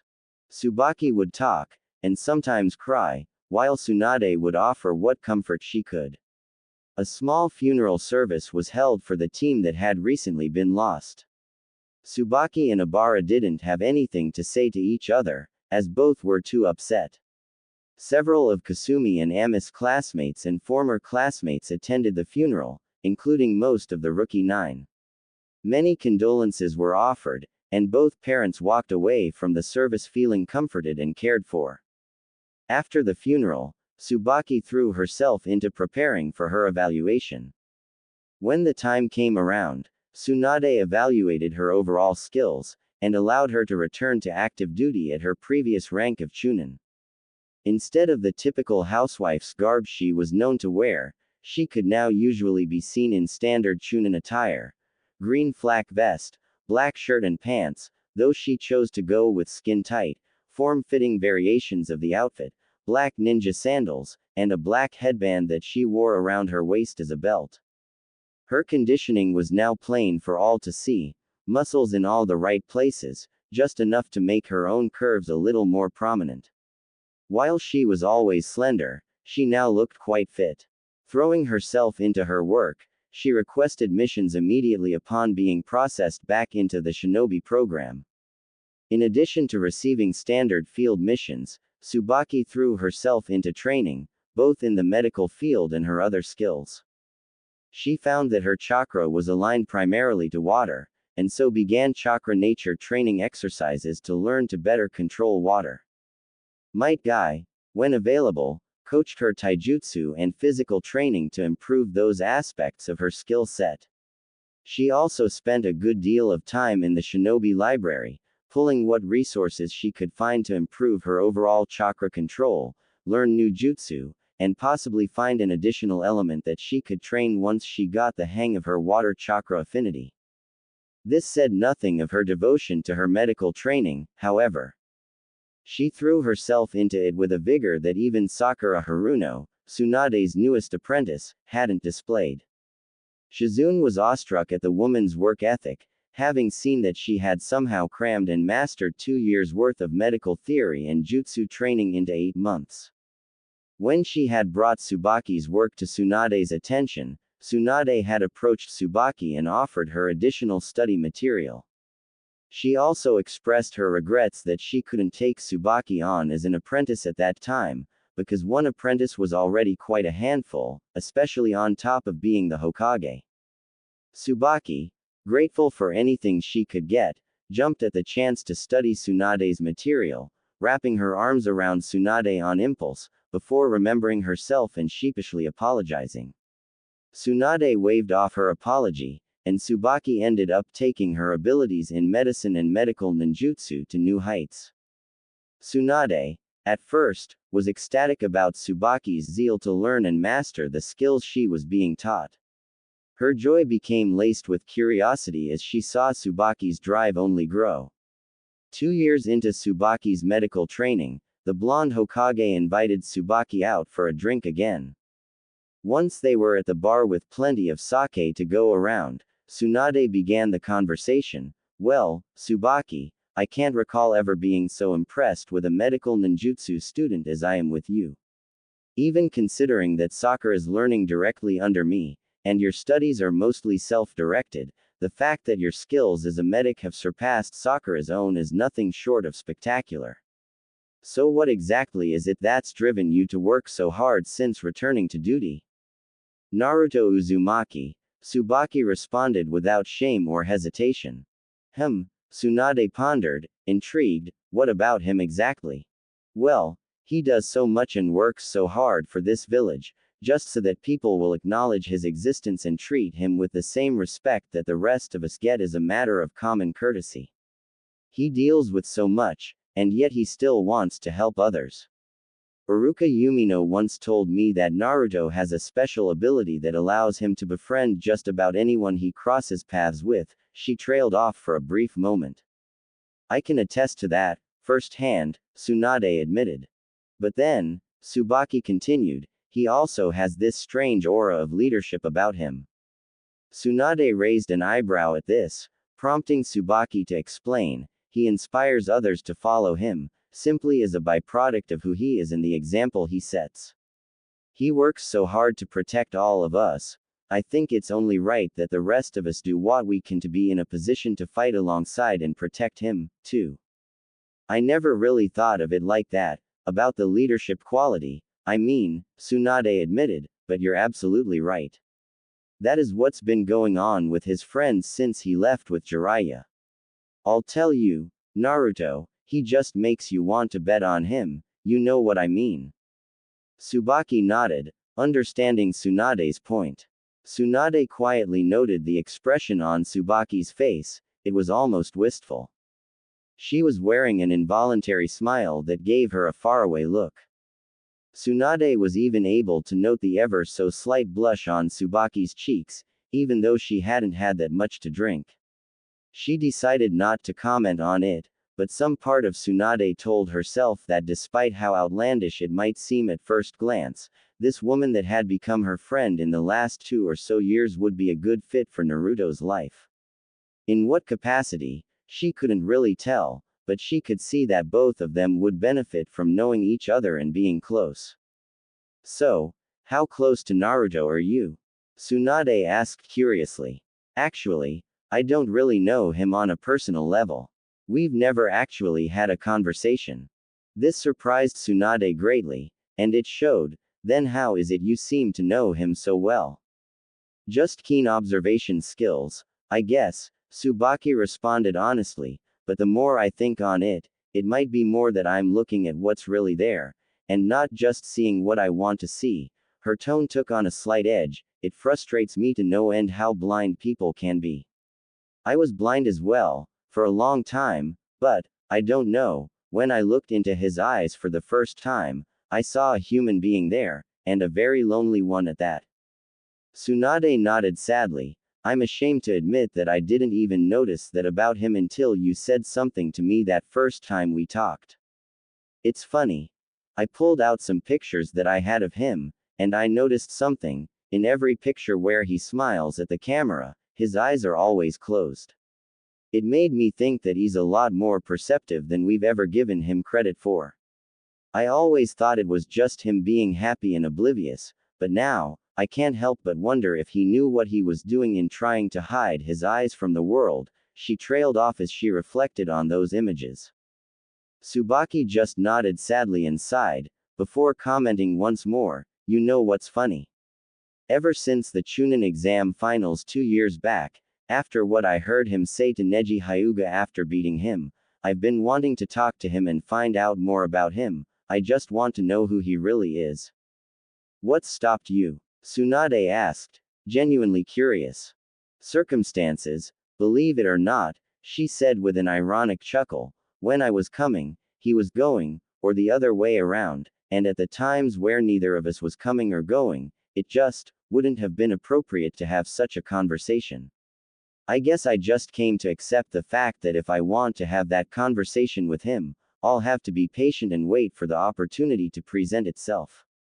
I suppose so, Tsunade admitted, but I believe your chance will come. I hope so, Tsubaki replied with a smile, I really hope so. I'm home, everyone. Naruto Uzumaki has returned to the Hidden Leaf Village. Could be heard throughout the streets, in Naruto's voice, no less. He's back, Tsubaki asked herself excitedly, snapping her head around to gaze in the direction that the great announcement seemed to originate from. Where is he? What does he look like now? Oh, I have to go see. She wasted no time, taking to the rooftops to quickly find him. After catching sight of him standing atop a post, she gasped. There he was, a good deal taller, and thicker, than when she'd last seen him. And he was wearing the track suit she'd bought him all those years ago, too. She smiled at the sight of his attire, and she couldn't stop the blush creeping across her cheeks at the sight of the boy-turned-man. Naruto, she called out, getting his attention. He smiled as he caught sight of her, jumping off the post onto the nearest roof. He noted that she had discarded the civilian housewife get-up for a much nicer fitting leaf Chunin uniform. She landed on the same roof and approached him, smiling and blushing all the while. "It's you," Naruto began, as he fumbled around, trying to think of what to say. Hi. Tsubaki giggled. "Well, hi, yourself. I see the tracksuit I bought you fits you rather nicely, now." Naruto gasped with wide eyes as he pointed at her. "You're Tsubaki." She nodded. "It's nice to officially meet you, Naruto, and I appreciate you remembering my name from just a get well card." You too," he replied cheerfully, chuckling while scratching the back of his head. "I didn't know you were a ninja. Actually, I had retired from service on the night of the Nine Tails attack. My husband was killed, and I was left to raise our daughter by myself. I returned to active duty a few weeks after you left for your trip." "Okay," he said, nodding with a smile. "So how is your daughter?" Her face fell at that. Naruto immediately noticed and offered an apology. "I'm sorry, if that's a sore spot for you." "No, it's okay. You wouldn't have known. She died in the line of duty 3 years ago." Naruto's own face fell. "Oh, I'm sorry." "Thank you," she replied. "I actually returned to active duty immediately after I was finished mourning her loss. It just seemed like the right thing to do. It gives me a chance to contribute, and I can also do my part in making sure that what happened to Kasumi doesn't happen to anyone else." Naruto's lips and cheeks crept slowly upward into a warm, genuine smile at that. "That's good to hear. I'm glad to know you're making the best of something like that." Tsubaki smiled gratefully and nodded. She then noticed the happy twinkle in his eyes and commented, "You know, you have a very nice smile when you're happy. I hope I get to see that smile more." Now, it was Naruto's turn to blush. Thanks," he chuckled sheepishly. "I think that a ninja's uniform definitely suits you more than a housewife's dress does, and I'm glad to see you like this." Naruto's flush grew more pronounced when he realized what his compliment must have sounded like. Tsubaki's own blush deepened at Naruto's clumsy compliment. Seeing that he was about to panic and ask her to excuse his behavior, she responded, "Well, thank you." She had understood what Naruto's intent was, and Naruto seemed to catch that. Both of them stood there, just looking at each other in awkward silence. After a few moments, a third party that Naruto had forgotten all about had broken the silence, both relieving and annoying Naruto at the same time. "Hey, kid, you won't believe who's down below," came Jiraiya's jovial bellow. Naruto turned around to see that Jiraiya had come up to the roof. He also noticed when Jiraiya turned his gaze to Tsubaki. "And who might you be, my dear?" Jiraiya asked, immediately flirting with the honey brown-haired Chunin that had been engaging in conversation with his pupil. "Hello, Master Jiraiya. My name is Tsubaki Kenpi, and I was just welcoming Naruto back from his trip with you," she greeted the man before bowing to him. Jiraiya turned to Naruto and gave a perverted grin, putting his arm around Naruto's shoulders. "Not bad, kid. Not bad at all. This one really is a looker." Naruto began to sputter at Jiraiya's blunt and direct analysis of the situation that he and Tsubaki had entered. Tsubaki, being a tactful woman, replied, "Thank you, Master Jiraiya. It's nice to receive praise from such a prestigious and powerful shinobi as yourself." Naruto's face faltered while Jiraiya's chest seemed to puff out. "Well, of course, I am the man to make all women swoon everywhere," he bellowed with a laugh. Tsubaki seemed to adopt a knowing smirk as she continued, "But, as far as male company and companionship goes," she walked over to Naruto, grabbing his arm opposite the side Jiraiya was on and finished, "I'd prefer Naruto here to you." Naruto's face fall became even more pronounced, a tomato red blush now covering his entire face. Jiraiya just gave an agonizing yell and started crying anime tears. After a few moments, both Naruto and Jiraiya recovered. Jiraiya spoke up with a snarky smile. "Well, as much as I would like to leave the two of you alone to continue, engaging each other. His smile fell as he became a little more serious. Naruto, we do need to report back in. Besides, Sakura and Konohamaru are down below waiting for you. Naruto smiled at that, nodding to his master. Turning back to Tsubaki, he took his leave. Well, Tsubaki, I hope we get to talk more sometime. She smiled and responded with a nod, I'd like that. How about we get some lunch or something tomorrow? Sounds good. You like ramen? Yes, I do, she responded with a laugh, and I can only imagine that you must be biting at the bit for Ichiraku's. You'd better believe it, he responded. Tomorrow at lunchtime, then. She nodded, I'll see you then, and, welcome back, Naruto. Thanks, Tsubaki. It's good to be back. Naruto jumped down to the street on the side of the building where Sakura and Konohamaru were, while Tsubaki jumped down the other side of the building to the street one block over. Looking at the time, she began to make her way to the hospital to start her shift in half an hour. On her way there, she crossed paths with Abara, who seemed to be shopping and running a few errands.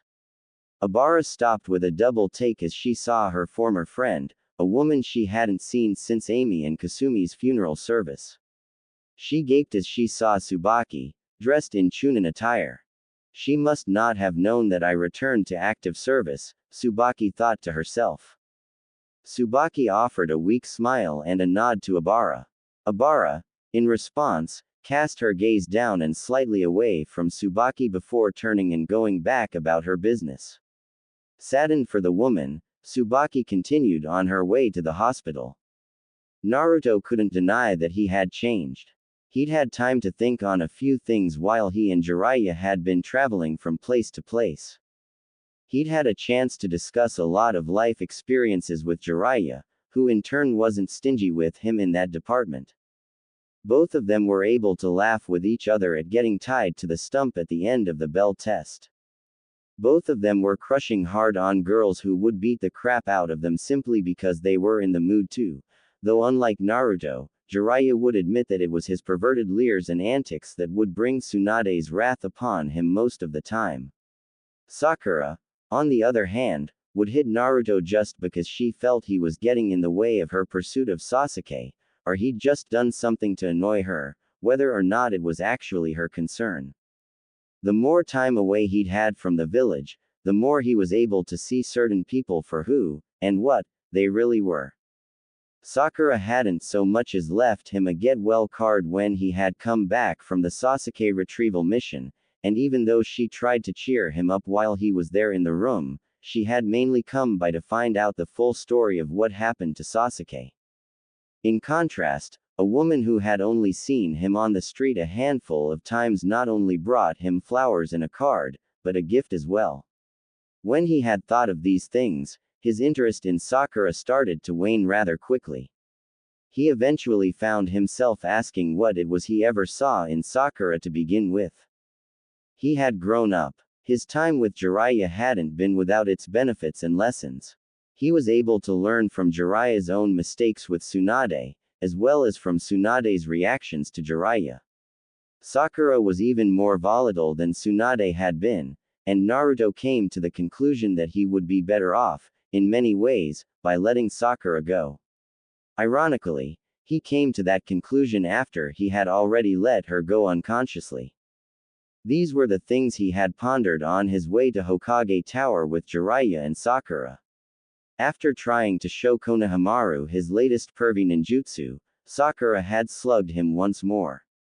Of course, he would admit that he probably asked for that.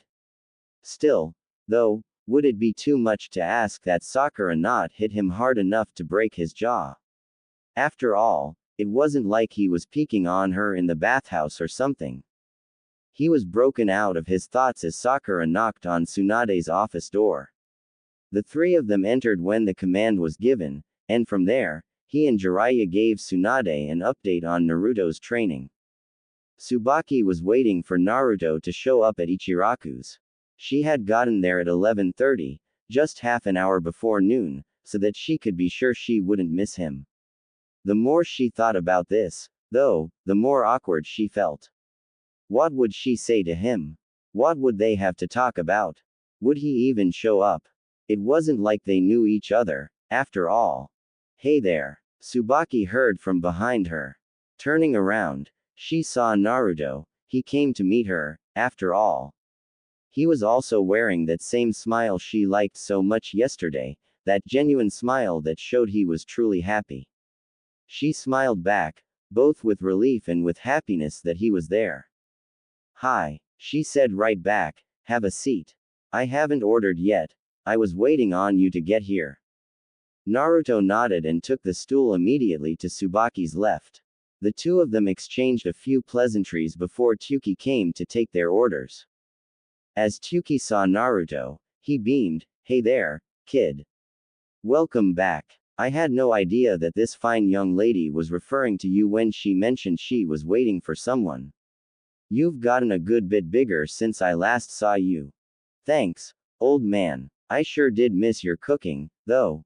I would have been here last night, but I wanted to be in bed early enough to make sure I'd be here on time after what Kakashi-sensei just put me through. Music to my ears, my boy. So what can I get you? First rounds on the house to welcome back my favorite customer. Both of them ordered miso ramen, Naruto with his usual additions, fish cakes, a boiled egg and extra barbecued pork. As they received their meals, Tsubaki and Naruto found it quite easy to talk to each other. They started with Naruto's second bell test with Kakashi that went well into the wee hours of the morning, and just finished a few hours ago. Tsubaki shared about her return to duty since he had left the village, while Naruto told her about his adventures with Jiraiya while traveling from place to place, many of which seemed to end with the two of them being chased out of town by angry towel-clad females because Jiraiya just couldn't keep himself from doing research. Surprisingly to Naruto, Tsubaki found those particular tales absolutely hilarious, especially when Jiraiya couldn't get away fast enough. After spending time getting to know each other a bit, an Anbu suddenly appeared. Uzumaki, he quickly said, the Hokage requires your presence right away. Naruto, seeing the seriousness of the situation, nodded. The Anbu vanished in a puff of smoke at his response. Naruto turned to Tsubaki and began to explain, but she waved him off before he could say anything. Missions come first.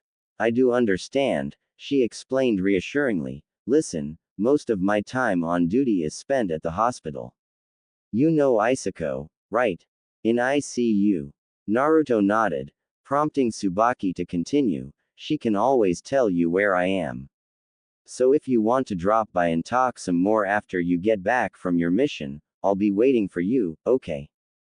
Naruto smiled and nodded. Well, gotta run. I'll see you soon, Tsubaki. Looking forward to it. With that, Naruto left the stand and made his way to the Hokage's office at top speed. Naruto was currently in a hospital room with a cast on his arm. From what Tsubaki had been able to gather, Naruto had just finished creating some new super jutsu that had sliced up some of the chakra coils in his arm. They could still be healed, which relieved Tsubaki. She wouldn't want him to lose his ability to mold chakra. It had been, a few months, since they'd had a chance to talk. It was the day after Naruto had gotten back with Master Jiraiya when they'd had lunch. Having just been promoted to Junin, Tsubaki was now taking on more special case patients. When she heard that Naruto had been admitted for observation and for a few checkups on his arm, she jumped at the chance to be his attendant. It would give her a chance to care for him, and also to spend some time with him as well, as he had been going on mission after mission with almost no downtime. Smiling as she entered his room, she greeted him, "Hello Naruto, how are you?" Naruto looked at the woman who had just greeted him with a smile of his own when he saw who it was, Tsubaki. Hi. She was dressed in semi-civilian garb, attire that medics typically wore when not out in the field, and not in surgery. She was dressed in a cream-colored form-fitting blouse with a turtleneck collar over a crimson skirt that ended a few inches above her knees, and high-heeled ninja sandals. Her headband was around her neck, indicating that she was on duty as a ninja. She wore her hair in a ponytail that began at the base of her neck, giving the hair on her head a framing effect around her face, which was highlighted with natural shade eye shadow and lip gloss of a medium pink. She was the epitome of an attractively dressed professional woman, tasteful, yet slightly provocative.